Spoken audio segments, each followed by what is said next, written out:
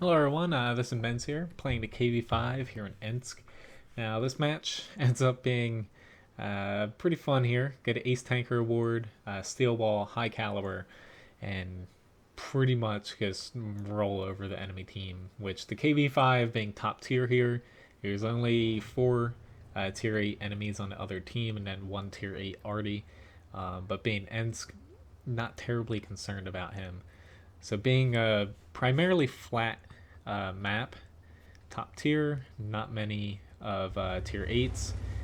As I see in chat, pushing hard, into F1, which coming from this side, it can be a pretty good strategy if you spawn over in this area and you're in a pretty fast top tier like heavy tank.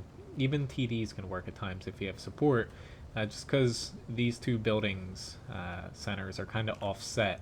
You can kind of tuck up here, and really you just have to worry about the 1 or 2 tanks that spawn closest to the 1 line here, which unfortunately for me is a T-28 and a Dicker Max. But I get that 1 bounce, I'm able to get in here, and I kind of start saying like crap here. Like I kind of look and see that my enemy or my allies here aren't pushing up, but fortunately for me, the Oni here, he does the right thing.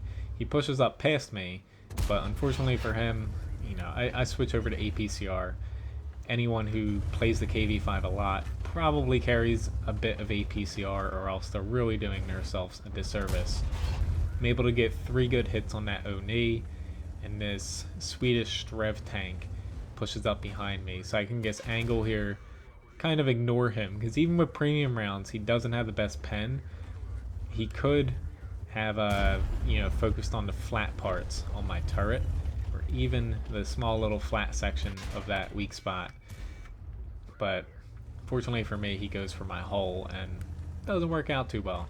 His IS-3 I get a few times here, track him, and he really did not play that right, especially going in front of a tank like the KV-5 with a very short reload. And even if I had just used AP there, I would have been able to nab him. Alright, so right now at this point, it's tied with his IS pushing hard, which I was a little bit surprised at, because I was trying my best to avoid this T-28. He's got a pretty nasty gun on him, and it's not something I wanted to fight. But with this IS pushing down here, grabbing their attention, I kind of have to deal with him sooner than later. But I was trying my best to get a couple nice shots over in the center here, and the Super Persian, for whatever reason, wasn't really paying attention to me, and he kind of pays the price there, taking a few shots, and until he hits me that last shot and pulls back, I'm like, I'm just gonna freaking kill this guy. But the enemy team, while we are ahead by 2 tanks, they do have a good shot at winning over here. Almost all their tanks are over there, while we have a couple, or not that's an SVG, a couple guys over here not really doing too much, and this IS, getting this T-28, but not really contributing right now. As far as damage goes, right now we're up, but they have more tanks in a position to damage ours. But once this happens, it's pretty much over. Taking out those 2 tanks there, and it's pretty straightforward from here to the end of the match. The enemy had just barely a shot. Like, don't get me wrong, they didn't have the best chance to breaking through here, but that was their, and this guy's still complaining, that was their best chance to get a win, is to push hard here once they saw that the town was starting to go down. But unfortunately for them, in the town I got to this spot early, and the Oni, he was trying to do the same thing, push, lock us out of here. But once he pushed in, he didn't have any allies come in early enough to help him out.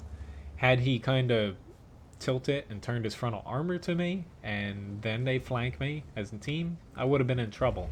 But they kind of just scattered and panicked, which fortunately top tier in the KV-5, that can you know, be a pretty good tactic because you have a lot of armor, a lot of HP, and a pretty solid gun, especially if you carry some APCR, which I kind of forget to swap off of it here at the end and shoot through both of those walls. A lot of people fail to remember that you can shoot through walls unless you have a heat and HE.